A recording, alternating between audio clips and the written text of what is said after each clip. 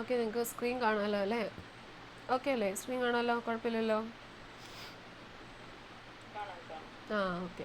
അപ്പോൾ നമ്മൾ കഴിഞ്ഞ ദിവസം പഠിച്ചുകൊണ്ടിരുന്ന ചാപ്റ്റർ ആയിരുന്നു നമ്മുടെ അനീതിയിൽ നിന്ന് നീതിയിലേക്കെന്ന് പറഞ്ഞ് സോഷ്യലിൻ്റെ 4-ാം പാഠം അല്ലേ?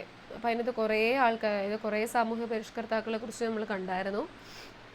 ഞാൻ അവരുടെ PDF ഗ്രൂപ്പിലേക്ക് ഇട്ട് തന്നായിരുന്നു. അപ്പം ഇനിയും കുറച്ച് പേരും കൂടെ നമുക്കുള്ളൂ, അപ്പോഴത്തേനും ഈ ഒരു ചാപ്റ്റർ തീരും. അപ്പോൾ നമുക്ക് നോക്കാം. കഴിഞ്ഞ ദിവസത്തെയൊക്കെ പഠിച്ച ഓർമ്മയുണ്ടോ? ശ്രീനാരായണ ഗുരുവും അയ്യങ്കാളിയും വൈകുണ്ഠസ്വാമികളും ചട്ടമ്പി സ്വാമികളും പിന്നെ വക്കം അബ്ദുൽ ഖാദർ മൗലവി, ദാക്ഷായണി വേലായുധൻ, ഇവരെക്കുറിച്ചൊക്കെ ആയിരുന്നു നമ്മൾ പഠിച്ചുകൊണ്ടിരുന്നത്. അവരെക്കുറിച്ചൊക്കെ പഠിച്ച പോയിൻറ്റ്സുകളൊക്കെ ഓർക്കുന്നുണ്ടോ? മാറിപ്പോകാതെ പഠിക്കണം കേട്ടോ. കാരണം ചില പേരുകൾ എന്താ കല്ലുമാല സമരം അല്ലെങ്കിൽ മറ്റേ അയ്യങ്കാളി പഞ്ചമി വിദ്യാലയമില്ലേ അത്, പിന്നെ അവർ സ്ഥാപിച്ച സംഘടനകൾ സമത്വ സമാജം അല്ലെങ്കിൽ സാധുജന പരിപാലന സംഘം, അങ്ങനെയുള്ള പേരുകൾ അങ്ങോട്ടും ഇങ്ങോട്ടും മാറിപ്പോകാതെ തന്നെ പഠിക്കണം. ഓക്കെ, അപ്പോൾ നമുക്ക് അടുത്ത നമ്മുടെ 2 പേരെ നോക്കാം. പണ്ഡിറ്റ് KP കറുപ്പൻ. അപ്പോൾ നമ്മൾ അദ്ദേഹത്തെക്കുറിച്ച് നമുക്ക് കുറച്ച് കാര്യങ്ങൾ പഠിക്കാനുള്ളൂ, പക്ഷെ അതെല്ലാം വളരെ ഇമ്പോർട്ടൻ്റ് ആണ്. അപ്പോൾ ഞാനിവിടെ എഴുതാം പണ്ഡിറ്റ് കറുപ്പൻ. അതായത് അദ്ദേഹം അറിയപ്പെടുന്നത് കവി തിലകൻ എന്നാണ് അറിയപ്പെടുന്നത്. കവി തിലകൻ. കവി തിലകൻ എന്നറിയപ്പെടുന്ന ഒരു സാമൂഹ്യ പരിഷ്കർത്താവാണ് ആര്? നമ്മുടെ പണ്ഡിറ്റ് കറുപ്പൻ എന്ന് പറയുന്നത്. ഓക്കെ, അപ്പോൾ അദ്ദേഹം അറിയപ്പെടുന്നത് നമ്മുടെ കവി തിലകൻ എന്നാണ് അറിയപ്പെടുന്നത്. അതുപോലെ തന്നെ കേരളത്തിലെ എബ്രഹാം ലിങ്കൺ എന്നും അദ്ദേഹം അറിയപ്പെടുന്നു. കേരളത്തിലെ എബ്രഹാം ലിങ്കൺ എന്നും നമ്മുടെ പണ്ഡിറ്റ് KP കറുപ്പൻ അറിയപ്പെടുന്നു. കേരളത്തിലെ എബ്രഹാം ലിങ്കൺ എന്നും അദ്ദേഹം അറിയപ്പെടുന്നുണ്ട്. നമ്മുടെ പണ്ഡിറ്റ് KP കറുപ്പനെ കുറിച്ചാട്ടോ. അദ്ദേഹം കവി തിലകൻ എന്നറിയപ്പെടുന്നു. അതുപോലെ തന്നെ കേരളത്തിലെ എബ്രഹാം ലിങ്കൺ എന്നും അദ്ദേഹം അറിയപ്പെടുന്നു. അത് അദ്ദേഹം ചെയ്തതെന്ന് പറഞ്ഞാൽ സാഹിത്യത്തിൽ കൂടി സമുദായ പരിഷ്കരണം നടത്തിയ വിപ്ലവകാരിയാണ് ആര്? നമ്മുടെ പണ്ഡിറ്റ് KP കറുപ്പൻ എന്ന് പറയുന്നത്. അദ്ദേഹം കൂടുതൽ സാഹിത്യങ്ങളാണ് എഴുതിയത്. അതിൽ കൂടെ നമ്മൾ പ്രതിഷേധം അറിയിക്കുന്ന ഓരോ മാർഗങ്ങൾ എന്ന് പറയത്തില്ലേ, അപ്പം അതിൽ കൂടെയാണ് അദ്ദേഹം സമുദായ പരിഷ്കരണം നടത്തിയിരുന്നത്. സാഹിത്യത്തിൽ കൂടിയാണ് അദ്ദേഹം സമുദായ പരിഷ്കരണങ്ങൾ നടത്തിയിരുന്നത്.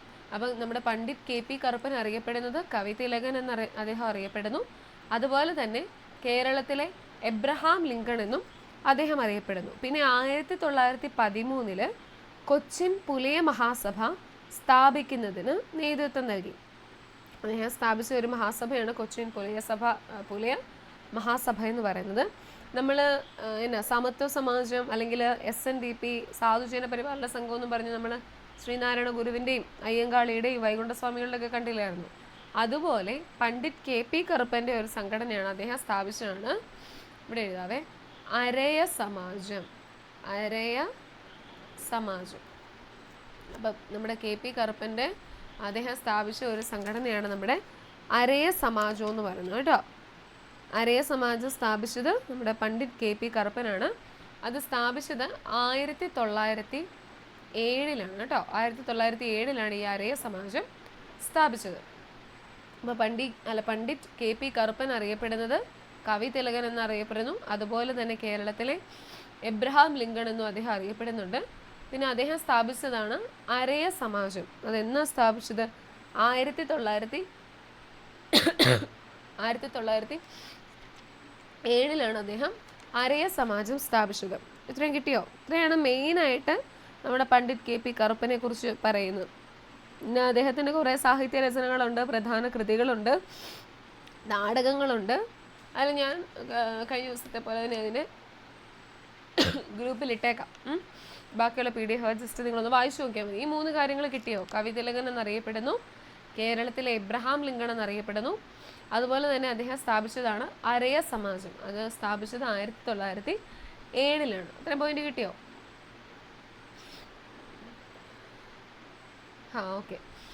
ഓക്കെ. അങ്ങനെയാണെങ്കിൽ നമ്മുടെ രണ്ടാമത്തെ ആളെ പറ്റി നമുക്ക് നോക്കാം. പൊയ്കയിൽ യോഹന്നാൻ. ഓക്കെ, അപ്പോൾ അദ്ദേഹത്തെക്കുറിച്ചാണ് നമ്മൾ നോക്കാം. പണ്ഡിറ്റ് KP കറുപ്പനെ കുറിച്ച് നമുക്കൊരു 3 പോയിന്റുകൾ കിട്ടി. പിന്നെ നമ്മളിനി പൊയ്കയിൽ യോഹന്നാൻ, അദ്ദേഹം അറിയപ്പെടുന്ന മറ്റൊരു പേരാണ് കുമാര ഗുരുദേവൻ. കുമാര ഗുരുദേവൻ. നമ്മുടെ പൊയ്കയിൽ യോഹന്നാൻ അറിയപ്പെടുന്ന മറ്റൊരു പേരാണ് ഏത്? കുമാര ഗുരുദേവൻ. ഓക്കെ, പൊയ്കയിൽ യോഹന്നാന്റെ മറ്റൊരു പേരാണ് കുമാര ഗുരുദേവൻ. അദ്ദേഹം അറിയപ്പെടുന്നത് കേരള നെപ്പോളിയൻ എന്നറിയപ്പെടുന്ന നവോത്ഥാന നായകനാണ് നമ്മുടെ പൊയ്കയിൽ യോഹന്നാൻ. കേരള നെപ്പോളിയൻ, കേരള നെപ്പോളിയൻ എന്ന് അദ്ദേഹം അറിയപ്പെടുന്നു. അതായത് കുമാര ഗുരുദേവൻ, അതുപോലെ തന്നെ കേരള നെപ്പോളിയൻ എന്നും അദ്ദേഹം അറിയപ്പെടുന്നുണ്ട്. നമ്മുടെ പൊയ്കയിൽ യോഹന്നാൻ, നമ്മൾ പറഞ്ഞു കേരളത്തിലെ എബ്രഹാം ലിങ്കൺ ആണെങ്കിൽ അത് പണ്ഡിറ്റ് KP കറുപ്പനാണ്.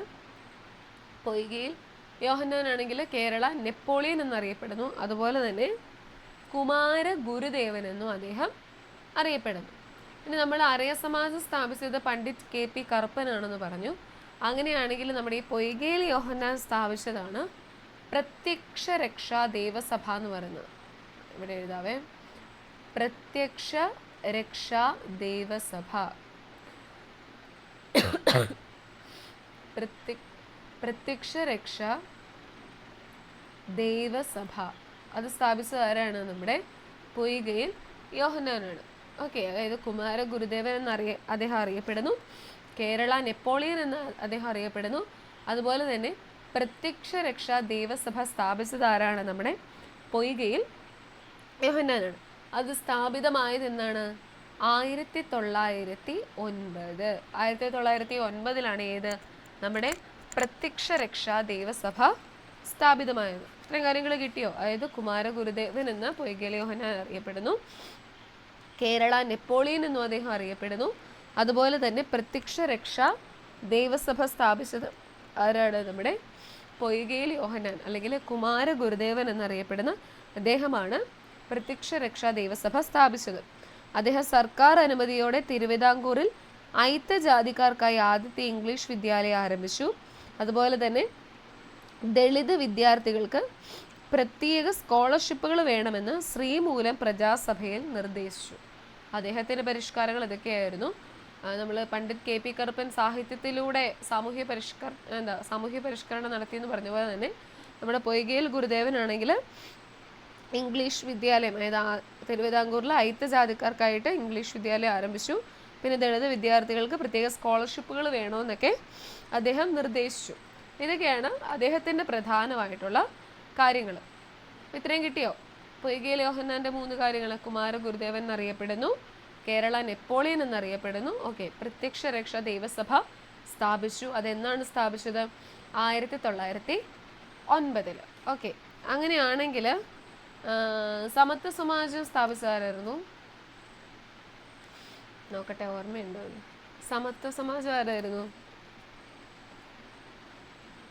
ഓപ്ഷൻസ് ഉണ്ട്. ഈ 4 പേര്. ശ്രീനാരായണ ഗുരുവാണോ, ചാവറയച്ചനാണോ, വൈകുണ്ഠ സ്വാമികളാണോ, ചട്ടമ്പി സ്വാമികളാണോ? എല്ലാവരും പേജ് മറിക്കാൻ പോയതാണോ? സമത്വ സമാജം ആരുടെ ആയിരുന്നു?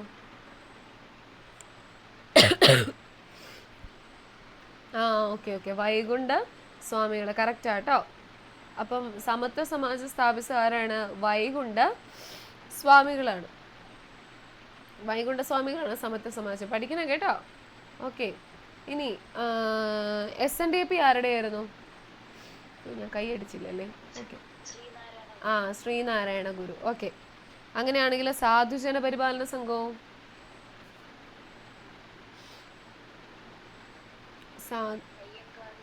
അയ്യങ്കാളിയുടെയാണ്.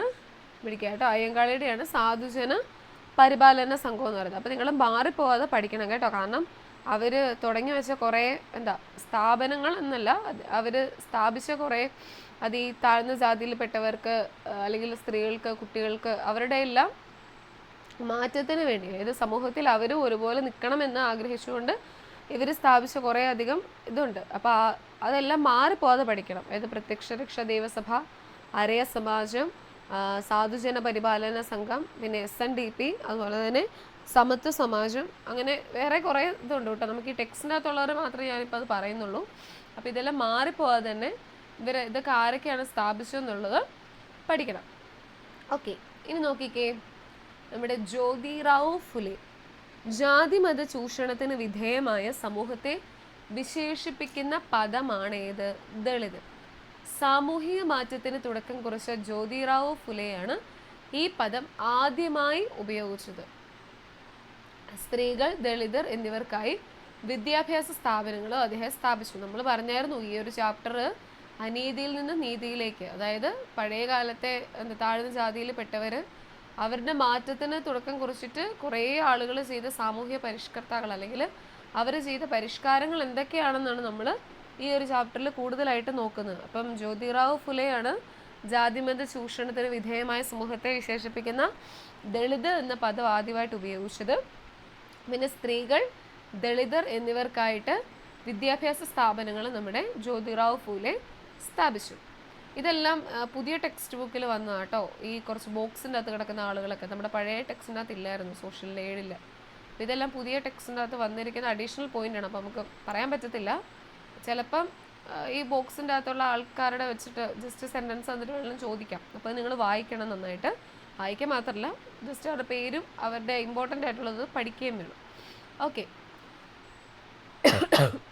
സാവിത്രിബായി ഫൂലെ പെൺകുട്ടികൾക്കായി ഇന്ത്യയിൽ ആദ്യമായി സ്ഥാപിച്ച പൂനെയിലെ വിദ്യാലയത്തിലെ പ്രധാന അധ്യാപികയായിരുന്നു ആര്? സാവിത്രിബായി ഫൂലെ. കൃഷിക്കാർക്കും തൊഴിലാളികൾക്കുമായി നിശാ പാഠശാല സ്ഥാപിച്ചു. വിദ്യാഭ്യാസ മേഖലയിലെ ഇവരുടെ സമഗ്ര സംഭാവനകൾ പരിഗണിച്ച് പൂനെ യൂണിവേഴ്സിറ്റിയെ സാവിത്രിബായി ഫൂലെ പൂനെ യൂണിവേഴ്സിറ്റി എന്ന് പുനർനാമകരണം ചെയ്തു. അപ്പോൾ നമ്മുടെ സാവിത്രിബായി ഫൂലെ എന്താണ് ചെയ്തത്? പെൺകുട്ടികൾക്കായി ഇന്ത്യയിൽ ആദ്യമായി സ്ഥാപിച്ച ആ വിദ്യാലയത്തിലെ പ്രധാന HM ആയിരുന്നു, ഹെഡ് മിസ്ട്രസ് ആയിരുന്നു.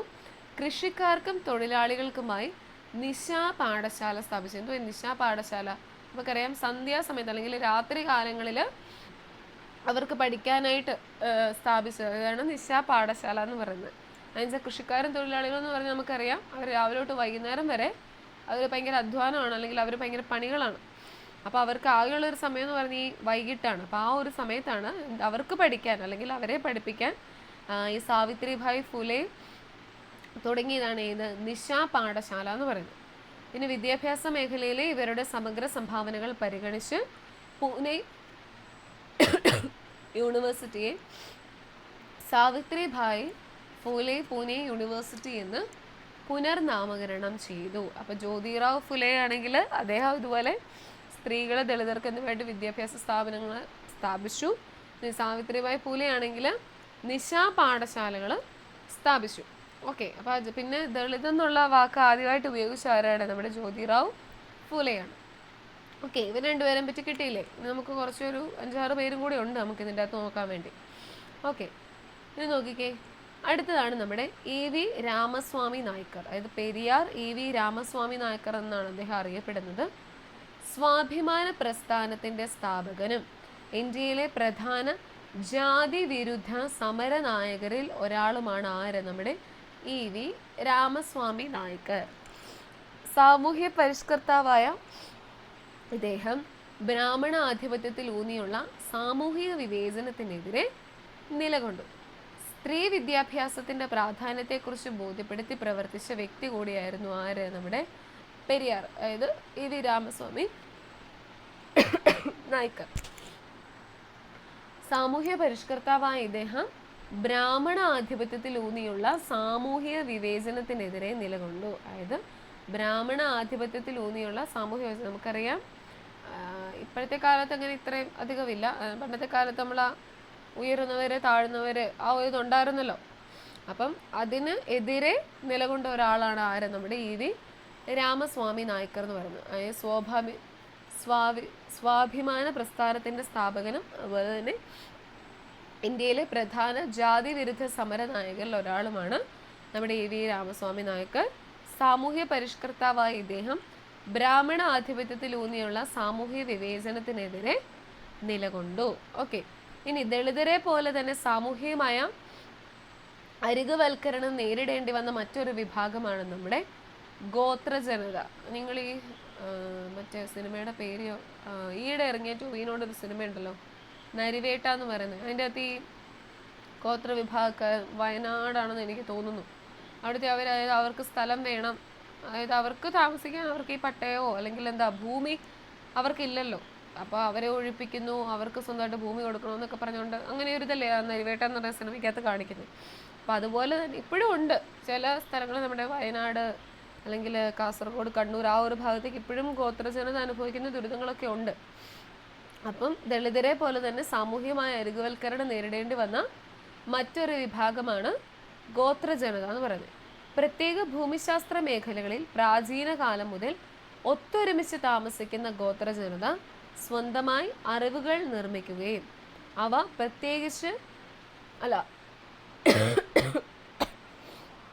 അവ പ്രയോഗിച്ച് ജീവിക്കുകയും ചെയ്യുന്നു. അവർ തനത് ജീവിത രീതിയും കലയും സാംസ്കാരിക മൂല്യങ്ങളും പിന്തുടരുന്നവരാണ്. ഗോത്രജനതയുടെ സാംസ്കാരിക സംഭാവനകൾക്ക് മുൻകാലങ്ങളെക്കാൾ പൊതുസമൂഹത്തിൽ സ്വീകാര്യത കൈവന്നിട്ടുണ്ട്. നമുക്കറിയാം ചില സമയത്ത് നമുക്ക് ന്യൂസ് ഈ IAS റാങ്ക് കിട്ടിയവർ, പിന്നെന്താ PSC അല്ലെങ്കിൽ അങ്ങനെ പൊതുവെ റാങ്ക് കിട്ടിയ പിള്ളേരുടെയൊക്കെ ഫോട്ടോസ് ഇതിലുണ്ട്. ഗോത്ര വിഭാഗത്തിൽ നിന്ന് പഠിച്ചിറങ്ങിയവരെന്ന് പറഞ്ഞൊക്കെ നമ്മളിപ്പോൾ കേൾക്കാറുണ്ട്.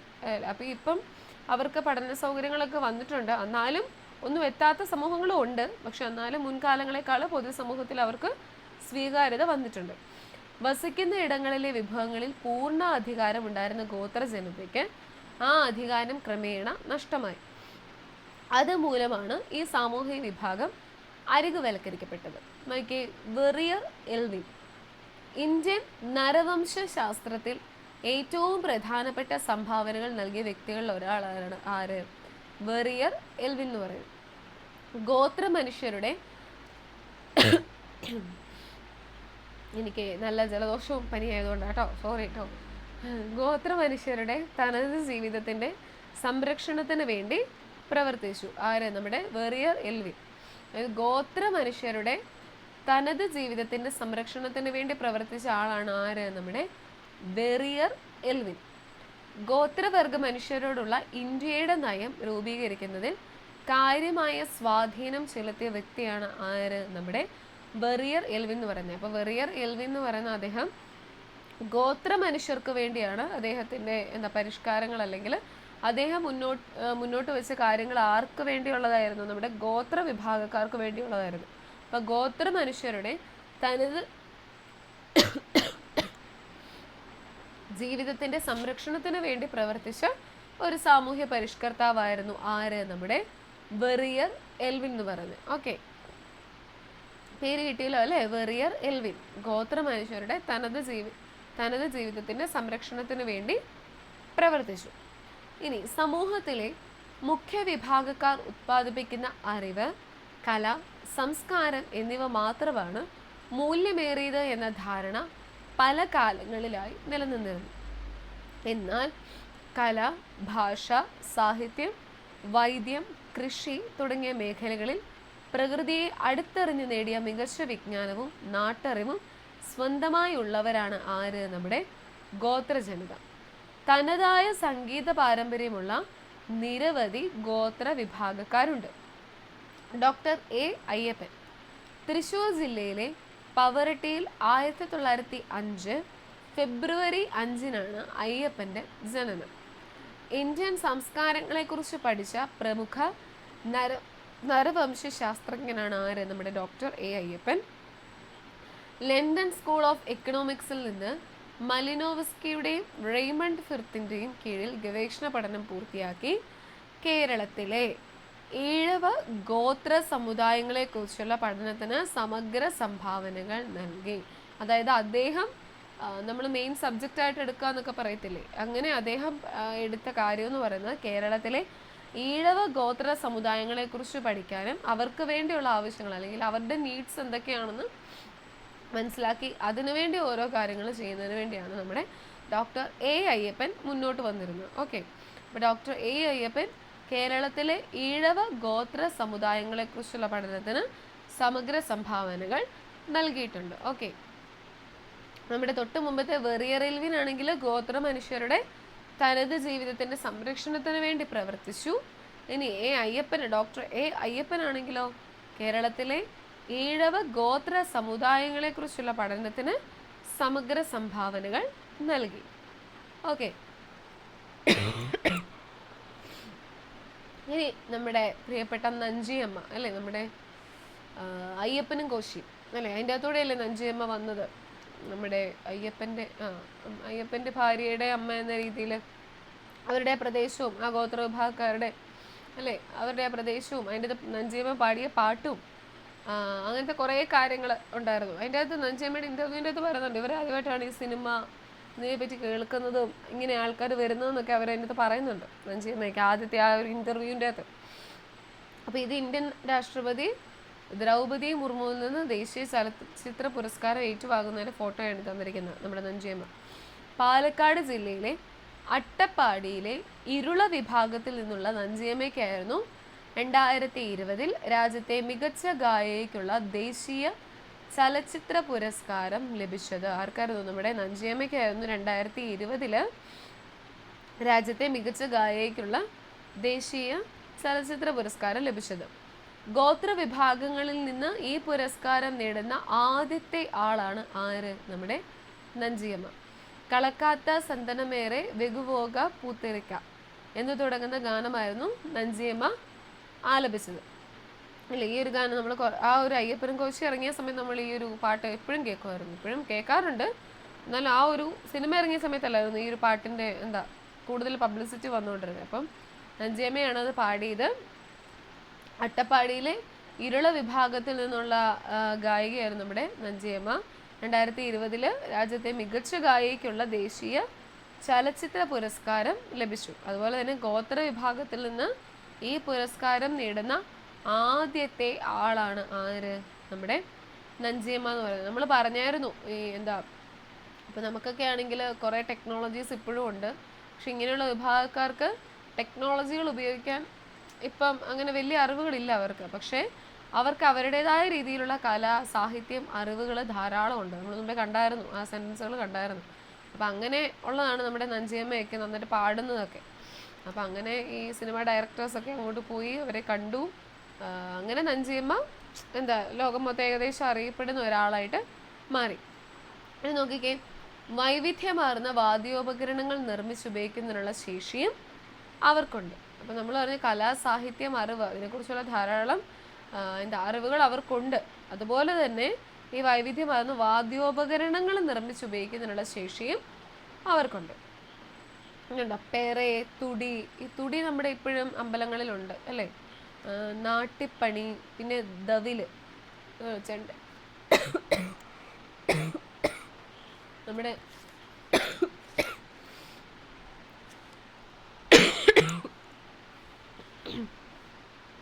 ഓക്കെ നമ്മുടെ മറ്റേ രണ്ട് സൈഡിൽ നിന്നും കൊട്ടുന്ന ചെണ്ട പോലത്തെ ദവില്, ഇതെല്ലാം ആരുടേതാണ്? നമ്മുടെ ഗോത്ര വിഭാഗക്കാരുടേതാണ്. സ്വന്തം ഭൂമിയിന്മേലുള്ള ഇവരുടെ അവകാശം, വിദ്യാഭ്യാസ അവസരങ്ങൾ, പോഷകാഹാര ലഭ്യത, ആരോഗ്യ സംരക്ഷണം എന്നിവ ഉറപ്പാക്കുന്നതിന് ഉതകുന്ന ക്ഷേമ പദ്ധതികളും അനന്തര നടപടികളും കേന്ദ്ര സംസ്ഥാന ഗവൺമെൻറ്റുകളുടെ നേതൃത്വത്തിൽ നടന്നു വരുന്നു. പൂർണ്ണമായും അത് ഓക്കെ നമുക്ക് പറയാൻ പറ്റത്തില്ല, പക്ഷെ അത് ഇപ്പോഴും നടന്നു വരുന്നുണ്ട്. പിന്നെ അടുത്തൊരു വിഭാഗമാണ്, നമ്മളിപ്പോൾ ഗോത്ര ജനതയുടേത് പറഞ്ഞു, അതുപോലെ തന്നെ സമൂഹത്തിലെ ഓരോ ഈഴവര് അല്ലെങ്കിൽ ദളിത്, അങ്ങനെ ഓരോ വിഭാഗക്കാരെ പറഞ്ഞു. പിന്നെ നമ്മൾ പറഞ്ഞതാണ് ഈ പാർശ്വവൽക്കരിക്കപ്പെട്ട അല്ലെങ്കിൽ സ്ത്രീകൾ അല്ലെങ്കിൽ പെൺകുട്ടികൾ, അവരെയെല്ലാം പൊതുവെ നമ്മുടെ സമൂഹത്തിൽ മാറ്റി നിർത്തപ്പെടുന്ന ഒരു വിഭാഗമായിരുന്നു പണ്ട് കാലത്തൊക്കെ. ലിംഗപദവിയുമായി ബന്ധപ്പെട്ട് അരികുവൽക്കരണം സംഭവിച്ച ഒരു സാമൂഹിക വിഭാഗമാണ് ആര്? നമ്മൾ സ്ത്രീകളെന്ന് പറയുന്നത്. ഓക്കെ, ഇവിടെ ഒരു അനുഭവക്കുറിപ്പ് തന്നിട്ടുണ്ട്. അക്കാലത്ത് നാടകത്തിൽ അഭിനയിക്കാൻ സ്ത്രീകളെ കിട്ടുമായിരുന്നില്ല. സ്ത്രീകൾ അഭിനയ രംഗത്തേക്ക് വരുന്നത് മോശമാണെന്നായിരുന്നു സമൂഹം വിശ്വസിച്ചിരുന്നത്. ഞാൻ നാടകത്തിൽ അഭിനയിക്കാൻ തന്നെ തീരുമാനിച്ചു. വടക്കേ മലബാറിൽ പല ഭാഗത്തും ഞങ്ങൾ നാടകം കളിക്കാൻ പോയിട്ടുണ്ട്. മുക്കത്ത് നാടകം കളിക്കുമ്പോഴാണ് എനിക്ക് കല്ലേറ് കിട്ടുന്നത്. നാടകത്തിൻ്റെ ഡയലോഗ് പറഞ്ഞു തീരുന്നതിന് മുമ്പേ ഒരു കല്ല് വന്ന് എൻ്റെ മുഖത്ത് പതിച്ചു. ഞാൻ പതറിയില്ല. എൻ്റെ വായിലൂടെ രക്തം ഒഴുകുന്നുണ്ടായിരുന്നു. പക്ഷേ ഒറ്റ ഡയലോഗ് പോലും തെറ്റുകയോ മറക്കുകയോ ചെയ്യാതെ നാടകം പൂർത്തിയാക്കി. മഞ്ചേരിയിൽ മേലാക്കത്ത് നാടകം കളിക്കുമ്പോൾ വേദിയിൽ വെച്ച് തന്നെ എന്നെ വധിക്കുവാനുള്ള ശ്രമം നടന്നു. ഒരു പക്ഷേ ഒരു അഭിനേതാവിനും ഇത്തരം അനുഭവം ഉണ്ടാകാനിടയില്ല. നാടകം ഏതാണ്ട് പകുതി എത്തിയപ്പോൾ എൻ്റെ തല ലക്ഷ്യമാക്കി ഒരു വെടിയുണ്ട ചീറിപ്പാഞ്ഞു വന്നു. ഭാഗ്യമെന്ന് പറയട്ടെ, ഞാൻ ഡയലോഗ് പറഞ്ഞ് തല തിരിച്ചതിനാൽ അതെൻ്റെ തലയിൽ കയറിയില്ല. ഇത്തരത്തിൽ ഒരുപാട് സംഭവങ്ങൾ എനിക്ക് നേരിടേണ്ടി വന്നിട്ടുണ്ട്. ഇത്തരം പ്രതിസന്ധികളൊന്നും ഞങ്ങളെ തളർത്തിയില്ല. അങ്ങനെയൊന്നും ആയിഷയെ തോൽപ്പിക്കാൻ കഴിയില്ല. ഇത് നിലമ്പൂർ ആയിഷ. ജീവിതത്തിനും അരങ്ങിനും ഇടയിൽ എന്ന ഈ ആയിഷ എഴുതിയ പുസ്തകത്തിലെ അനുഭവക്കുറിപ്പാണ്. ആളുടെ തന്നെ അനുഭവക്കുറിപ്പാണ് പറഞ്ഞിരിക്കുന്നത്. പണ്ട് കാലത്ത് സ്ത്രീകളെയും സമൂഹത്തിൽ മാറ്റി നിർത്തപ്പെട്ടിരുന്നു, അല്ലെങ്കിൽ അവർക്ക് അങ്ങനെ സമൂഹത്തിൽ ഈ കലാ സാഹിത്യമായിട്ട് ബന്ധപ്പെട്ടൊന്നും ചെയ്യാനുള്ള അനുമതികൾ ഉണ്ടായിരുന്നില്ല. നമ്മുടെ ഒരു സിനിമയുടെ പേര് ഞാൻ ഈ സിനിമ എന്ന് പറയുന്നത് വെച്ചാൽ ഞാൻ എല്ലാ സിനിമയും കാണും കേട്ടോ, കാരണം പിന്നെ ഇതെല്ലാം കണക്ട് ചെയ്ത് നോക്കും, അതുകൊണ്ടാട്ടോ. ഇതിൽ നമ്മുടെ പഴയ ഒരു പൃഥ്വിരാജൊക്കെ ആദ്യത്തെ സിനിമ എന്നൊക്കെ പറഞ്ഞുകൊണ്ട് എടുക്കുന്ന ഒരു മൂവി ഉണ്ടല്ലോ, അതിൻ്റെ അകത്ത് ഒരു ഏതോ താഴ്ന്ന ജാതിയിൽപ്പെട്ട ഒരു പെങ്കൊച്ചിനെയും കൊണ്ട് സിനിമ പിടിക്കുമ്പം അത് ഉയർന്ന ജാതിയിലുള്ള ഒരു തിയേറ്ററിൽ ഇരുന്ന് കാണുമ്പം അവർ നിർത്തി, പിന്നെ തിയേറ്ററൊക്കെ കത്തിച്ച് അവരെല്ലാം ഓടിക്കുന്ന ഒരു ഇതുണ്ടല്ലോ, എന്താ കാക്കാരിശി നാടകവും അങ്ങനെയൊക്കെ പറഞ്ഞുണ്ടായിരുന്നു. അപ്പം അതുപോലെ തന്നെ ഉണ്ടായിരുന്നതാണ് ഇത് മേലാക്കത്ത് നാടകം എന്ന് പറഞ്ഞ്. പണ്ടത്തെ കാലത്തെ നാടകങ്ങൾക്കെല്ലാം പലതരത്തിലുള്ള പേരുകളുണ്ടായിരുന്നു, ഓരോ സംഭവങ്ങളെക്കുറിച്ച്, അല്ലെങ്കിൽ ഡയലോഗ് ഇല്ലാതെ ആക്ഷൻ മാത്രമുള്ളത്. അന്നത്തെ കാലത്ത് ഈ മൈക്കും കാര്യങ്ങളൊന്നും ഇല്ലായിരുന്നല്ലോ. അപ്പം അവരവരുടേതായ രീതിയിൽ രാത്രിയിൽ കളിക്കാൻ പോകുന്നത്. അപ്പം ആ സമയത്തൊക്കെ സ്ത്രീകൾക്ക് നേരെ ഇതുപോലെ പ്രതിഷേധങ്ങൾ ഉണ്ടായിരുന്നു. അപ്പോൾ സ്ത്രീകൾ വന്ന് അരികുവൽക്കരണം നേരിട്ടിരുന്ന ഒരു സമൂഹത്തിൽ പെടുന്ന ഒന്നായിരുന്നു എന്ന് കാണിക്കാൻ വേണ്ടിയാണ് ഈ നിലമ്പൂർ ആയിഷയുടെ ഒരു അനുഭവക്കുറിപ്പ് ഇവിടെ തന്നിരിക്കുന്നത്. കേരളത്തിലെ അറിയപ്പെടുന്ന നാടക സിനിമ പ്രവർത്തകയാണ് ആര്? നമ്മുടെ നിലമ്പൂർ ആയിഷ എന്ന് പറയുന്നത്. അവർക്ക് എന്തെല്ലാം വെല്ലുവിളികളാണ് സമൂഹത്തിൽ നേരിടേണ്ടി വന്നത്. എവിടെ പോയാലും നാടകം കളിക്കാൻ പോകുമ്പോൾ എല്ലാം ഒന്നെങ്കിൽ വെടിയുണ്ട, അല്ലെങ്കിൽ കല്ലേറ്, അല്ലെങ്കിൽ പലതരത്തിലുള്ള ബുദ്ധിമുട്ടുകളാണ് അതിനെ അനുഭവിക്കേണ്ടി വന്നത്, അല്ലേ? കാരണം എന്തായിരുന്നു? കാരണം അന്നത്തെ കാലത്ത് സ്ത്രീകളെ ഇതുപോലെ മാറ്റി നിർത്തിയിരുന്നു. അതായത് അരികുവൽക്കരണം നേരിട്ടിരുന്ന ഒരു വിഭാഗമായിരുന്നു സ്ത്രീകൾ. സ്ത്രീകൾ കലാപ്രവർത്തനത്തിൽ ഏർപ്പെടുന്നത് വിലക്കപ്പെട്ട ഒരു കാലം നമ്മുടെ സമൂഹത്തിൽ ഉണ്ടായിരുന്നു. കലയിൽ മാത്രമല്ല, സമൂഹത്തിൻ്റെ പല മേഖലകളിലും സ്ത്രീ ആയതുകൊണ്ട് മാത്രം അരികുവൽക്കരിക്കപ്പെടുകയും തുല്യ അവസരം നിഷേധിക്കപ്പെടുകയും ചെയ്യുന്ന ധാരാളം അനുഭവങ്ങൾ ചരിത്രത്തിൽ കാണാൻ കഴിയും. കലാമേഖല, വിദ്യാഭ്യാസ മേഖല, തൊഴിൽ മേഖല, ഗാർഹിക ഇടങ്ങൾ എന്നിവിടങ്ങളിൽ അവർ താഴ്ന്ന പദവി മാത്രമേ അർഹിക്കുന്നു എന്നുള്ള തെറ്റായ ധാരണ സമൂഹത്തിൽ നിലനിന്നിരുന്നു. പണ്ടത്തെ കാലത്തെ കാര്യമാണ് പറയുന്നത്. ഇപ്പം അങ്ങനെയില്ല. ഇപ്പം എല്ലായിടത്തും തന്നെ സ്ത്രീകൾ വന്നിട്ടുണ്ട്. ഏത് ജോബ് സെക്ടർ ആണെങ്കിലും അതിൻ്റെ അകത്തെല്ലാം തന്നെ സ്ത്രീകൾ വന്നിട്ടുണ്ട്. എന്നാലും അവിടെ ഇവിടെയൊക്കെ ചില ന്യൂസുകളൊക്കെ നമ്മൾ കേൾക്കാറുണ്ട്. എങ്കിൽ പോലും പണ്ടത്തേതിന് വെച്ച് നോക്കുമ്പോൾ ഇപ്പോൾ ഒരു അരികുവൽക്കരണം ഉണ്ടെന്ന് നമുക്കങ്ങനെ പറയാൻ കഴിയത്തില്ല. ഇത് നോക്കിക്കുക, അടുത്തയാളാണ് നമ്മുടെ പണ്ഡിത രമാഭായ്. ഓക്കെ, പണ്ഡിത രമാഭായ് 19-ാം നൂറ്റാണ്ടിൽ സ്ത്രീകളുടെ അവകാശത്തിനും ശാക്തീകരണത്തിനുമായി പ്രവർത്തിച്ച ഇന്ത്യയിലെ സാമൂഹിക പരിഷ്കർത്താക്കളിൽ പ്രധാനപ്പെട്ട വ്യക്തിയാണ് ആര്? പണ്ഡിത രമാഭായ്. വിധവകളുടെ വിദ്യാഭ്യാസവും ക്ഷേമവും പ്രധാന പ്രവർത്തന മേഖലയായിരുന്നു. അപ്പോൾ പണ്ഡിത രമാഭായി വിധവകളുടെ വിദ്യാഭ്യാസത്തിനും ക്ഷേമ പ്രവർത്തനങ്ങൾക്കുമാണ് കൂടുതൽ ഊന്നൽ നൽകിയിരുന്നത്. ഇന്ത്യയിലെ സ്ത്രീകളുടെ അവസ്ഥയെക്കുറിച്ച് പഠിക്കുകയും പ്രശ്നങ്ങൾ പരിഹരിക്കാൻ വേണ്ട പ്രവർത്തനങ്ങൾക്ക് നേതൃത്വം നൽകുകയും ചെയ്തു. അപ്പം നമ്മുടെ പണ്ഡിത രമാഭായിയെ കുറിച്ചാണെങ്കിൽ വിധവകളുടെ വിദ്യാഭ്യാസത്തിനും ക്ഷേമ പ്രവർത്തനങ്ങൾക്കും വേണ്ടിയാണ് നമ്മുടെ പണ്ഡിത രമാഭായി പ്രവർത്തിച്ചത്. അതുപോലെ തന്നെ ഇന്ത്യയിലെ സ്ത്രീകളുടെ അവസ്ഥകളെക്കുറിച്ച് പഠിക്കുകയും പ്രശ്നങ്ങൾ പരിഹരിക്കാൻ വേണ്ട പ്രവർത്തനങ്ങൾക്ക് നേതൃത്വം നൽകുകയും ചെയ്തു. അപ്പോൾ സ്ത്രീകൾക്ക് വേണ്ടി പ്രവർത്തിച്ച, അല്ലെങ്കിൽ അവരുടെ ബുദ്ധിമുട്ടുകൾ മനസ്സിലാക്കി അതിനുവേണ്ടി പ്രവർത്തിച്ച ഒരു സാമൂഹ്യ പരിഷ്കർത്താവാണ് ആര്? നമ്മുടെ പണ്ഡിത രമാഭായ്. കിട്ടിയോ? 19-ാം നൂറ്റാണ്ടിൽ സ്ത്രീകളുടെ അവകാശത്തിനും ശാക്തീകരണത്തിനുമായി പ്രവർത്തിച്ച ഇന്ത്യയിലെ സാമൂഹ്യ പരിഷ്കർത്താക്കളിൽ പ്രധാനപ്പെട്ട വ്യക്തിയായിരുന്നു ആര്? നമ്മുടെ പണ്ഡിത രമാഭായ്. വിധവകളുടെ വിദ്യാഭ്യാസവും ക്ഷേമവും പ്രധാന പ്രവർത്തന മേഖലയായിരുന്നു. ഇന്ത്യയിലെ സ്ത്രീകളുടെ അവസ്ഥയെക്കുറിച്ച് പഠിക്കുകയും പ്രശ്നങ്ങൾ പരിഹരിക്കാൻ വേണ്ട പ്രവർത്തനങ്ങൾക്ക് നേതൃത്വം നൽകുകയും ചെയ്തു. ആര്? നമ്മുടെ പണ്ഡിത രമാഭായ്. കിട്ടിയോ? നിങ്ങൾ ഈ സെൻറ്റൻസ് നിങ്ങൾക്ക് മനസ്സിലാവുന്ന രീതിയിൽ ഷോർട്ടായിട്ട് എഴുതിയാൽ മതി കേട്ടോ. ഓക്കെ, അങ്ങനെയാണെങ്കിൽ നമുക്ക് അടുത്ത ആളെ നോക്കാം. ഇതേ നമ്മുടെ പുന്നൻ ലൂക്കോസ്, ഡോക്ടർ പുന്നൻ ലൂക്കോസ്. ഫോട്ടോ കണ്ടോ? നല്ലല്ലേ? പഴയ കാലത്തെ അവരുടെ എന്താ ബോബി എന്നല്ലേ പറയാം, ഇങ്ങനെ മുടി കട്ട് ചെയ്യുന്നത്, ബോബ് കട്ടൊക്കെ കണ്ടോ? അവരുടെ സാരിയൊക്കെ കൊടുത്തേക്കുന്നു. പണ്ടത്തെ കാലത്തെ അവരുടെ ഫോട്ടോസാണ്. ഡോക്ടർ പുന്നൻ ലൂക്കോസ്. ഇന്ത്യൻ സർവകലാശാലകൾ സ്ത്രീകൾക്ക് MBBS പ്രവേശനം നൽകാത്തതിനാൽ ലണ്ടൻ യൂണിവേഴ്സിറ്റിയിൽ നിന്ന് അവർ ആ ബിരുദം കരസ്ഥമാക്കി. നമ്മുടെ ഇന്ത്യയിൽ ആ സമയത്ത് ഇത് നടക്കുന്നുണ്ടോ? അതായത് 19-ാം നൂറ്റാണ്ട് 1886 മുതൽ 1976 വരെയുള്ള സമയത്താണ് നമ്മുടെ ഡോക്ടർ പുന്നൻ ലൂക്കോസ് ഉണ്ടായിരുന്നത്. രമാഭായി ആണെങ്കിൽ 1858 തൊട്ട് 1922 വരെ. ഈ ഡോക്ടർ പുന്നൻ ലൂക്കോസ് ആ സമയത്ത് തന്നെ നമ്മുടെ പണ്ഡിത രമാഭായി ഉണ്ട്. അപ്പോൾ ആ സമയത്ത് ഇന്ത്യൻ സർവകലാശാലകളിൽ നമ്മുടെ സ്ത്രീകൾക്ക് MBBS പഠനം നൽകത്തില്ലായിരുന്നു. അപ്പോൾ അതുകൊണ്ട് തന്നെ നമ്മുടെ ഡോക്ടർ പുന്നൻ ലൂക്കോസ് ലണ്ടൻ യൂണിവേഴ്സിറ്റിയിൽ പോയിട്ട് നമ്മുടെ MBBS കരസ്ഥമാക്കി. കേരളത്തിൽ വൈദ്യശാസ്ത്രത്തിൽ ബിരുദം നേടിയ ആദ്യ വനിത എന്ന നിലയിൽ പ്രശസ്തിയായി. ഞാൻ നോക്കട്ടെ, ഞാൻ ഈയിടെ ഇൻസ്റ്റയൊക്കെ ഉപയോഗിക്കുന്നവരല്ലേ എല്ലാവരും തന്നെ. അപ്പോൾ അതിൽ ഞാൻ വീഡിയോ കിട്ടും, അവിടെ ഗ്രൂപ്പിലിട്ട് തരാം. നമ്മുടെ ഇൻസ്റ്റയിൽ ഈയിടെ ഒരു റീൽ ഉണ്ടായിരുന്നു. ആദ്യത്തെ സ്ത്രീ ഡോക്ടർ എന്ന രീതിയിൽ. ഈ ഡോക്ടർ പുന്നൻ ലൂക്കോസിൻ്റെ ആണോ എന്ന് എനിക്കറിയില്ല, ആരുടെയോ ആ റീൽ ഉണ്ടായിരുന്നു. കാരണം അതൊരു പാവപ്പെട്ട കൊച്ചായിരുന്നു, അത് സാരി ഉടുത്താൽ വന്നിരുന്നത്. ബാക്കി എല്ലാവരും നല്ല ഹൈ ക്ലാസ് യൂണിഫോം ഒക്കെ ഇട്ടായിരുന്നു ക്ലാസ്സിലുണ്ടായിരുന്നത്.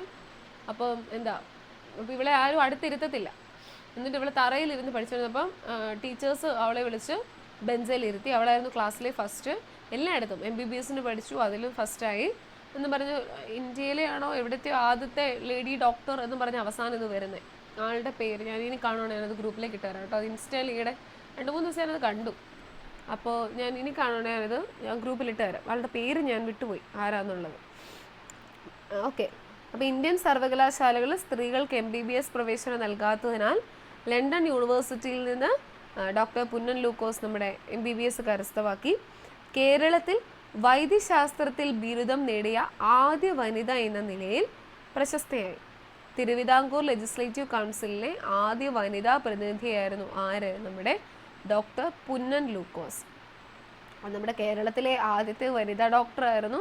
അതുപോലെ തന്നെ തിരുവിതാംകൂർ ലെജിസ്ലേറ്റീവ് കൗൺസിലിലെ ആദ്യ വനിതാ പ്രതിനിധി കൂടിയായിരുന്നു ആര്? നമ്മുടെ ഡോക്ടർ പുന്നൻ ലൂക്കോസ്. കിട്ടിയോ? കേരളത്തിലെ നിങ്ങൾ ഇംഗ്ലീഷിലോ മലയാളത്തിലോ എങ്ങനെ വേണമെങ്കിലും എഴുതാം. First doctor, first lady doctor, അങ്ങനെയൊക്കെ ചുമ്മാ നമുക്ക് പെട്ടെന്ന് എഴുതാവുന്ന രീതിയിൽ അങ്ങനെ എഴുതിയാലും മതി. First lady doctor in Kerala, അല്ലെങ്കിൽ ആദ്യ ഡോക്ടർ, DOC ഡോക്ടർ, അങ്ങനെയൊക്കെ നമ്മൾ ഷോർട്ടായിട്ട് എഴുതില്ല. അങ്ങനെയൊക്കെ എഴുതിയാൽ മതി, നിങ്ങൾക്ക് മനസ്സിലാവുന്ന രീതിയിൽ. ഈ സെൻറ്റൻസ് അതേപടി എഴുതി വെക്കണമെന്നൊന്നുമില്ല. ഓക്കെ. പിന്നെ തിരുവിതാംകൂർ ലെജിസ്ലേറ്റീവ് കൗൺസിലിലെ ആദ്യ വനിത പ്രതിനിധിയായിരുന്നു. അടുത്ത ആളാണ് നമ്മുടെ EK ജാനകി അമ്മാൾ. ഏകദേശം ഇവരെല്ലാം ഒരേ കാലഘട്ടത്തിൽ ജീവിച്ചിരുന്നവരായിരുന്നു. കേരളത്തിലെ തലശ്ശേരിയിൽ ജനിച്ച വിശ്വപ്രസിദ്ധയായ സസ്യശാസ്ത്രജ്ഞ. അതായത് കേരളത്തിലെ തലശ്ശേരിയിൽ ജനിച്ച വിശ്വപ്രസിദ്ധയായിട്ടുള്ള ഒരു സസ്യശാസ്ത്രജ്ഞയായിരുന്നു ആര്? നമ്മുടെ EK ജാനകി അമ്മാൾ. കോയമ്പത്തൂരിലെ കരിമ്പ് ഗവേഷണ കേന്ദ്രത്തിൽ അത്യുൽപാദന ശേഷിയുള്ള സങ്കര ഇനം കരിമ്പ് വികസിപ്പിച്ചു. അപ്പോൾ സങ്കര ഇനം കരിമ്പ് വികസിപ്പിച്ചത് ആരാണ്? നമ്മുടെ EK ജാനകി അമ്മാളാണ്. ബൊട്ടാണിക്കൽ സർവേ ഓഫ് ഇന്ത്യയുടെ ആദ്യ director general. Botanical survey of ഇന്ത്യയുടെ ആദ്യത്തെ ഡയറക്ടർ ജനറൽ ആയിരുന്നു ആര്? നമ്മുടെ EK ജാനകി അമ്മാൾ. 1977 പത്മശ്രീ പുരസ്കാരം നൽകി രാജ്യം EK ജാനകി അമ്മാളിനെ ആദരിച്ചു. നിങ്ങൾ ഓർക്കണം, അന്നത്തെ കാലത്ത് സ്ത്രീകൾ കായികവൽക്കരണം നേരിട്ടുകൊണ്ടിരുന്ന ആ സമയത്താണ് ഇങ്ങനെ ഇതുപോലെയുള്ള മഹത് വ്യക്തിത്വങ്ങൾ, സ്ത്രീകളിൽ നിന്ന് മഹത് വ്യക്തിത്വങ്ങൾ ഉണ്ടായത്. അപ്പോൾ നോക്കിക്കേ, EK ജാനകി അമ്മാൾ വിശ്വപ്രസിദ്ധയായിട്ടുള്ള സസ്യശാസ്ത്രജ്ഞയാണ്. പിന്നെ കോയമ്പത്തൂരിലെ കരിമ്പ് ഗവേഷണ കേന്ദ്രത്തിൽ അത്യുൽപാദന ശേഷിയുള്ള സങ്കര ഇനം കരിമ്പ് വികസിപ്പിച്ചു. അതുപോലെ തന്നെ ബൊട്ടാണിക്കൽ സർവേ ഓഫ് ഇന്ത്യയുടെ ആദ്യ ഡയറക്ടർ ജനറലായിട്ട് തിരഞ്ഞെടുക്കപ്പെട്ടതും ആര് തന്നെയാണ്? നമ്മുടെ EK ജാനകി അമ്മാളാണ്. കിട്ടിയോ? EK ജാനകി അമ്മാളിനെ കുറിച്ചുള്ള കാര്യങ്ങൾ? വിശ്വപ്രസിദ്ധിയായിട്ടുള്ള സസ്യശാസ്ത്രജ്ഞയാണ്. അത്യുൽപാദന ശേഷിയുള്ള സങ്കര ഇനം കരിമ്പ് വികസിപ്പിച്ചു. ബൊട്ടാണിക്കൽ സർവേ ഓഫ് ഇന്ത്യയുടെ ആദ്യ ഡയറക്ടർ ജനറൽ.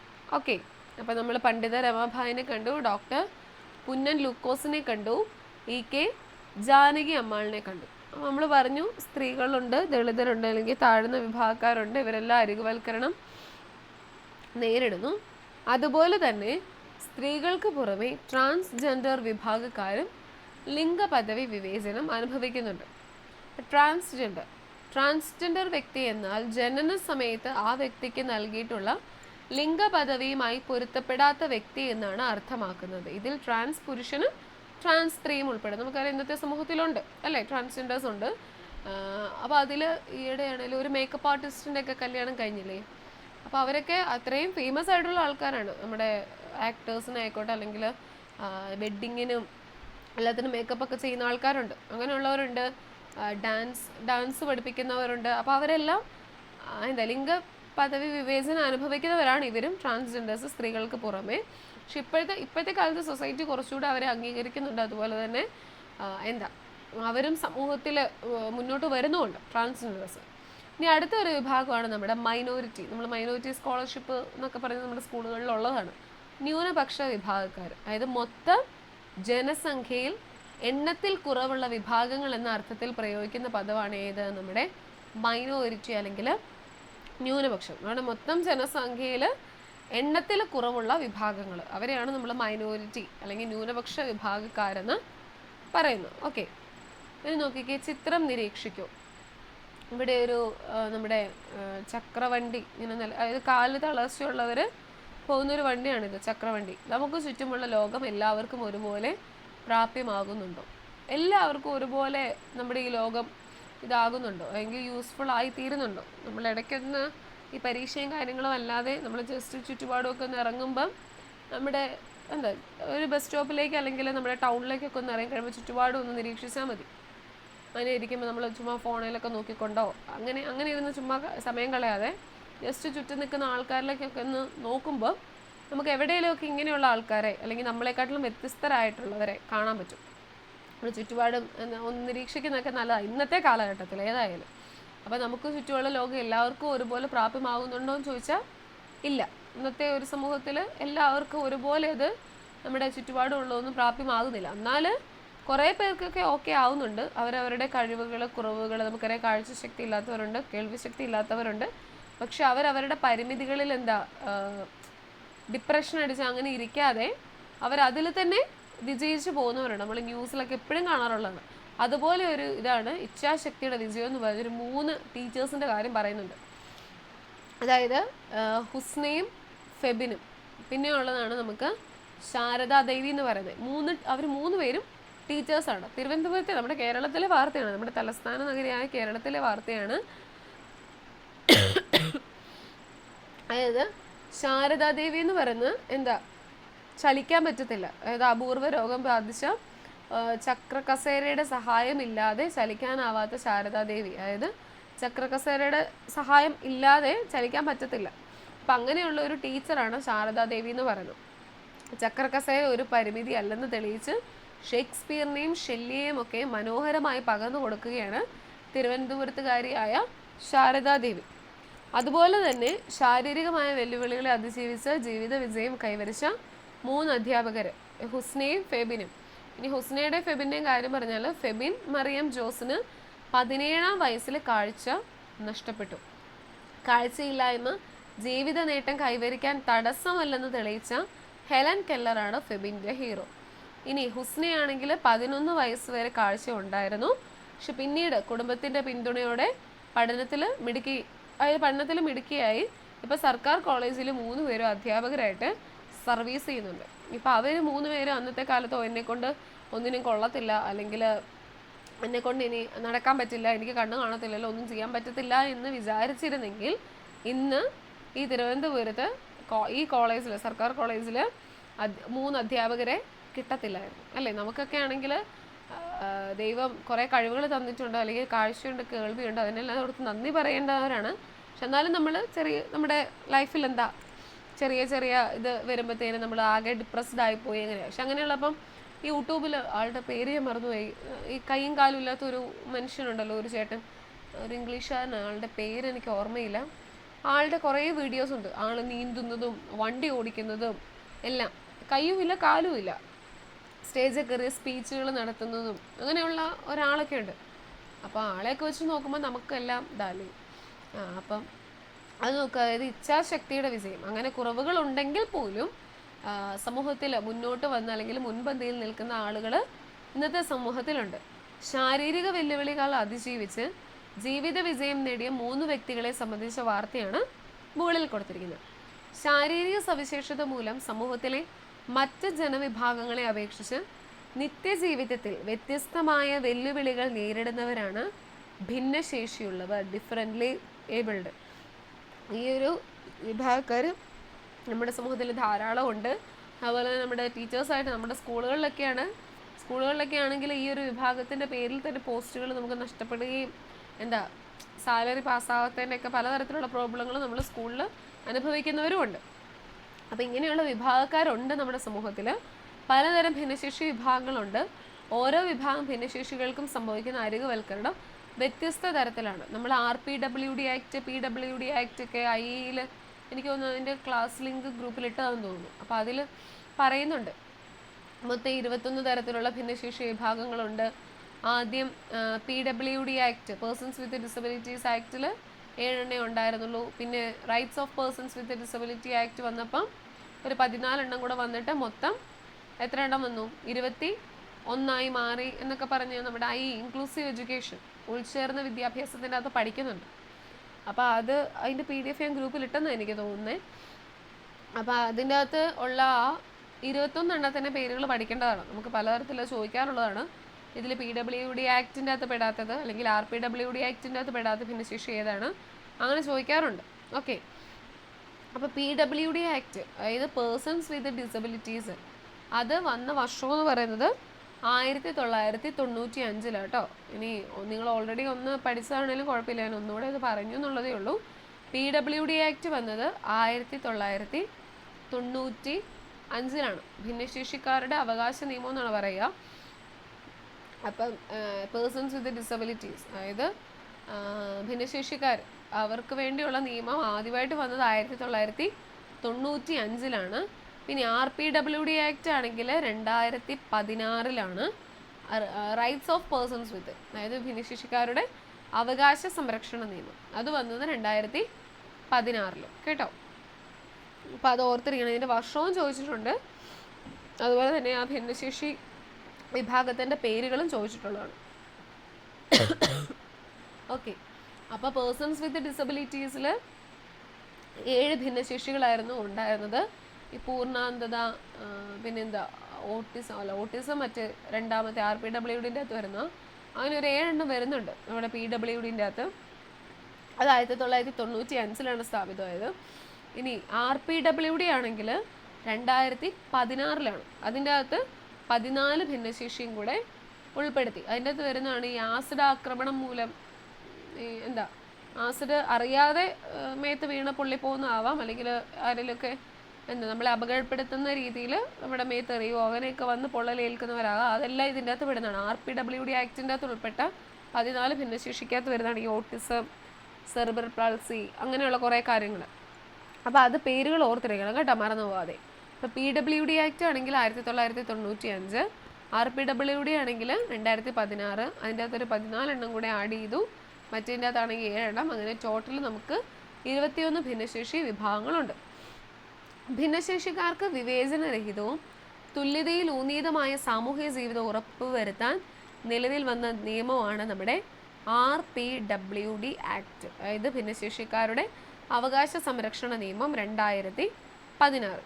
ഇനി പാരാലിമ്പിക്സ് അല്ലേ, നമ്മൾ കേട്ടിട്ടുണ്ട്.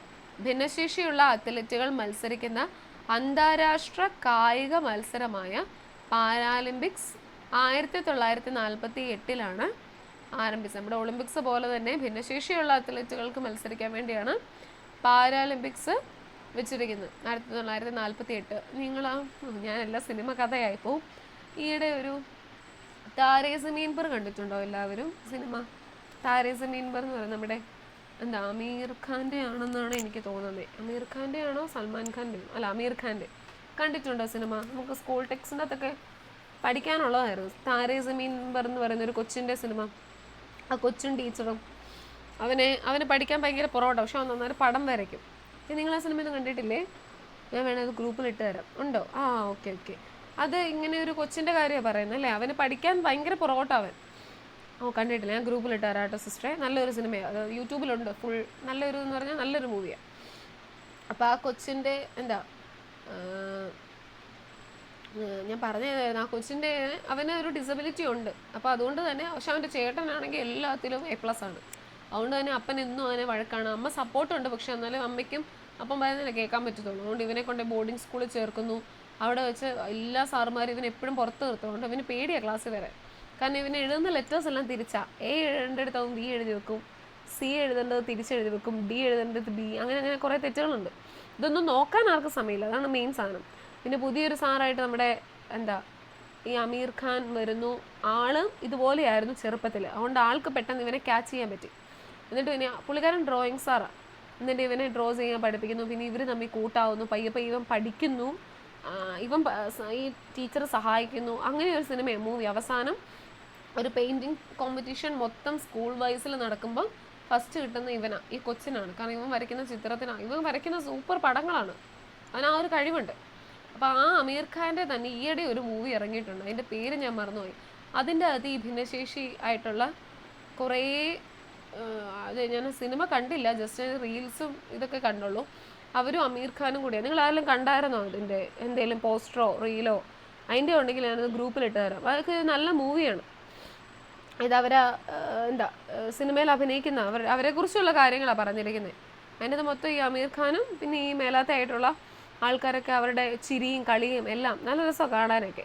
അപ്പം അങ്ങനത്തെ കുറച്ച് മൂവീസൊക്കെ ഉണ്ട് കേട്ടോ, അതൊക്കെ നല്ലതാണ്. എന്നും അത് കേട്ടിട്ട് പഠിക്കുന്ന സമയത്ത് ഇതൊന്നും ഇരുന്ന് കാണരുത് കേട്ടോ. പഠിച്ച് ബോറടിക്കുമ്പോൾ മാത്രം ഇങ്ങനത്തെ മൂവീസ് കാണണേ, ഇല്ലെങ്കിൽ സാർ എന്നെ വഴക്ക് പറയും. നിങ്ങളെല്ലാം സിനിമ കാണിച്ച് ഇതാക്കിയെന്നും പറഞ്ഞിട്ട് സാർ എന്നെയും കൂടെ വഴക്ക് പറയും. അതുകൊണ്ട് അങ്ങനത്തെ ഇതൊന്നും ചെയ്യരുത്.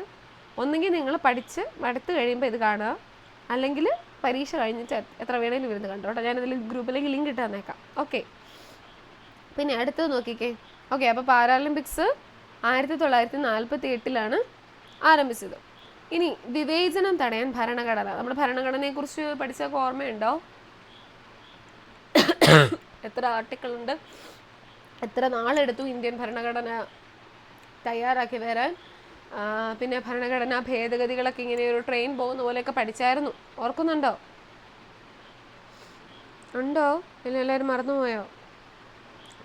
എത്ര ഭേദഗതികളൊക്കെ നടന്നു, എന്തൊക്കെ ഭേദഗതികളാണ് നടന്നത്, നമ്മൾ മൗലിക അവകാശങ്ങൾ ഇതൊക്കെ പഠിച്ചായിരുന്നു ഇതിന് മുമ്പത്തെ ചാപ്റ്ററിൽ.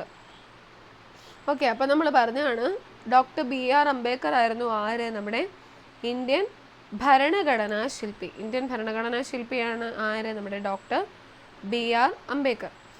ദളിതരുടെ സാമൂഹ്യ രാഷ്ട്രീയ ഉന്നമനത്തിന് വേണ്ടി ശക്തമായി പ്രവർത്തിച്ചു.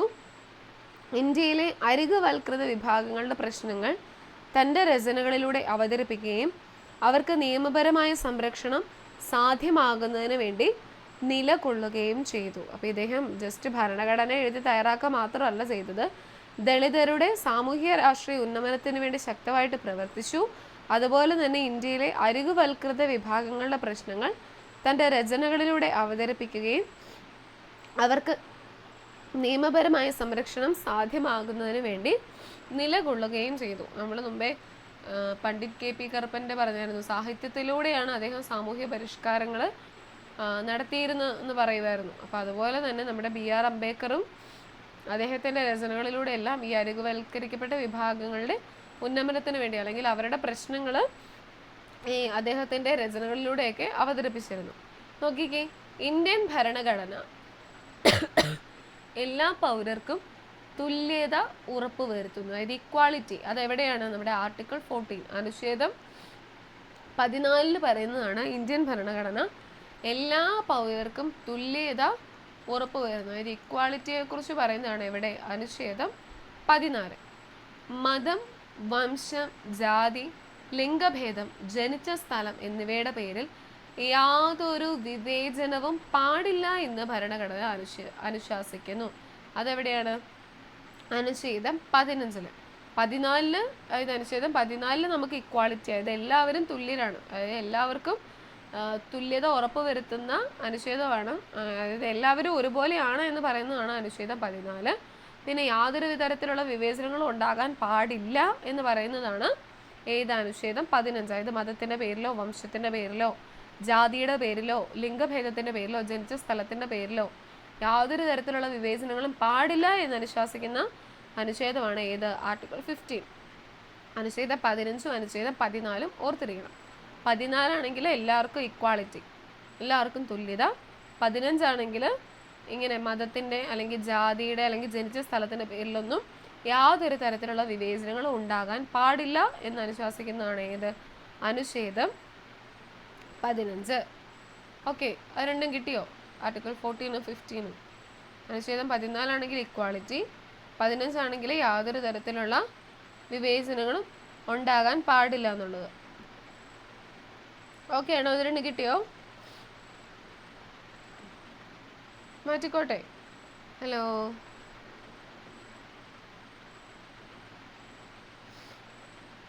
ആ ഓക്കെ. ഇനി ഇത്രയും കൂടെ ഉള്ളൂ, നമ്മുടെ ചാപ്റ്റർ തീരുവാണ്. പുരോഗതിക്ക് തടസ്സം നിൽക്കുന്ന സാമൂഹിക വ്യവസ്ഥകൾ, പരിസ്ഥിതി, രാഷ്ട്രീയ സാമ്പത്തിക ഘടകങ്ങൾ എന്നിവയാണ് ചില വിഭാഗങ്ങൾ അരികുവൽക്കരിക്കപ്പെടാൻ കാരണമാകുന്നത്. സമൂഹത്തിൻ്റെ വളർച്ചയ്ക്കും തുല്യനീതിയുള്ള ജനാധിപത്യ സമൂഹത്തിൻ്റെ നിലനിൽപ്പിനും എല്ലാവരെയും പരിഗണിക്കുന്ന സാമൂഹിക അവസ്ഥ അത്യാവശ്യമാണെന്ന് നിങ്ങൾ മനസ്സിലാക്കിയല്ലോ. ജനാധിപത്യ ക്രമത്തിൽ എല്ലാവരുടെയും പങ്കാളിത്തം ഉറപ്പുവരുത്തിയാൽ മാത്രമേ അരികുവൽക്കരണം ചെറുക്കപ്പെടുകയും തുല്യനീതി പ്രാപ്യമാവുകയും ചെയ്യുകയുള്ളൂ. അതായത് എല്ലാവരുടെയും പങ്കാളിത്തം നമ്മുടെ സമൂഹത്തിൽ ഇപ്പം നമ്മളൊരു ആയിരിക്കുന്ന സ്ഥലങ്ങളിൽ എല്ലാവരുടെയും, അവിടെ താഴ്ന്നവരെന്നോ വലിയവരെന്നോ ഇല്ലാതെ എല്ലാവരുടെയും പങ്കാളിത്തം ഉറപ്പുവരുത്തിയാൽ മാത്രമേ നമ്മൾ ഈക്വാളിറ്റി എന്ന രീതിയിൽ നമ്മുടെ രാജ്യം ഒരുമിച്ച് പോകുള്ളൂ, അല്ലേ? അല്ലാതെ ഇപ്പോഴും പക്ഷേ എന്താ, ഇനിയിപ്പം നിങ്ങളാരെങ്കിലും വലിയ അല്ലെങ്കിൽ നിങ്ങളുടെ മക്കളോ അല്ലെങ്കിൽ ആരെങ്കിലും ഒക്കെ വലിയ നമ്മുടെ ഇന്ത്യൻ പ്രസിഡന്റ് എന്നൊക്കെ പറയുന്ന ആ ഒരു പൊസിഷനിലേക്കൊക്കെ എത്തുവാണെങ്കിൽ, ഇന്ത്യൻ പ്രസിഡന്റ് ആയില്ലെങ്കിൽ പോലും നമ്മുടെ അത്യാവശ്യം ഒരു ഹൈ റേഞ്ചിലുള്ള പൊസിഷനിൽ എത്തുവാണെങ്കിൽ അവിടെയുള്ള നമ്മുടെ താഴെ വരുന്ന ജോലിക്കാരൊക്കെ ഉണ്ടല്ലോ, അവരെയൊക്കെ പരമാവധി പരിഗണിക്കുക. അതായത് അവിടെ വലിയവനെന്നോ ചെറിയവനെന്നോ, ഇപ്പം നമ്മൾ സ്കൂളിലാണെങ്കിൽ പോലും നമുക്ക് കിട്ടുന്ന പിള്ളേർ, അവിടെ എന്താ ഒന്നും ഇല്ലാത്ത വീട്ടിലെ പിള്ളേർ കാണും, സാമ്പത്തികമായിട്ട് പിന്നോക്കം നിൽക്കുന്നവർ അല്ലെങ്കിൽ രോഗങ്ങൾ കൊണ്ട് പല ബുദ്ധിമുട്ടുള്ള പിള്ളേരുണ്ട്. അപ്പോൾ അവരെയൊക്കെ ചേർത്ത് നിർത്തുക എന്നുള്ളതാണ് നമ്മുടെ ഒരു ഇത്. അപ്പം അങ്ങനെ ചേർത്ത് നിർത്തി പോവുകയാണെങ്കിൽ എല്ലായിടത്തും ഇക്വാളിറ്റി അല്ലെങ്കിൽ എല്ലായിടത്തും സമത്വം സമാധാനവും ഒക്കെ ആയിരിക്കും എപ്പോഴും ഉണ്ടാവുക. അപ്പോൾ ഇത്രയാണ് ഈ ഒരു ചാപ്റ്ററിൻ്റെ അകത്ത് പറയുന്നത്. നമ്മുടെ അനീതിയിൽ നിന്ന് നീതിയിലേക്ക് നമ്മൾ കുറേ സാമൂഹ്യ പരിഷ്കർത്താക്കളെ കണ്ടു, അവരെല്ലാം പറ്റിയുള്ളത് പഠിക്കണം. പിന്നെ ഇന്ന് നമ്മൾ കണ്ട നമ്മുടെ പണ്ഡിറ്റ് കറുപ്പനും പൊയ്കേൽ യോഹന്നാനില്ലേ, നമ്മുടെ കുമാരഗുരുദേവനും, അവരെ രണ്ടുപേരെയും കുറിച്ചുള്ളതും നമ്മുടെ ഗ്രൂപ്പിലേക്ക് ഞാൻ PDF ഇട്ടേക്കാം കേട്ടോ. ഇവർ രണ്ടുപേരെ കുറിച്ച്, പൊയ്കേൽ യോഹന്നാനും പണ്ഡിറ്റ് KP കറുപ്പനും. പിന്നെ ബാക്കിയുള്ളവരുടെ ഈ ടെക്സ്റ്റ് ഗ്രൂപ്പിലുണ്ടല്ലോ, നിങ്ങൾ നന്നായിട്ട് ടെക്സ്റ്റ് വായിക്കണം. ഞാൻ വീണ്ടും പറയാം, ടെക്സ്റ്റ് നന്നായിട്ട് വായിക്കണം. ഓക്കെ, അപ്പോൾ എന്തെങ്കിലും ഡൗട്ട് എന്തെങ്കിലും ഉണ്ടോ? ഓക്കെ ആണോ നിങ്ങൾക്ക്?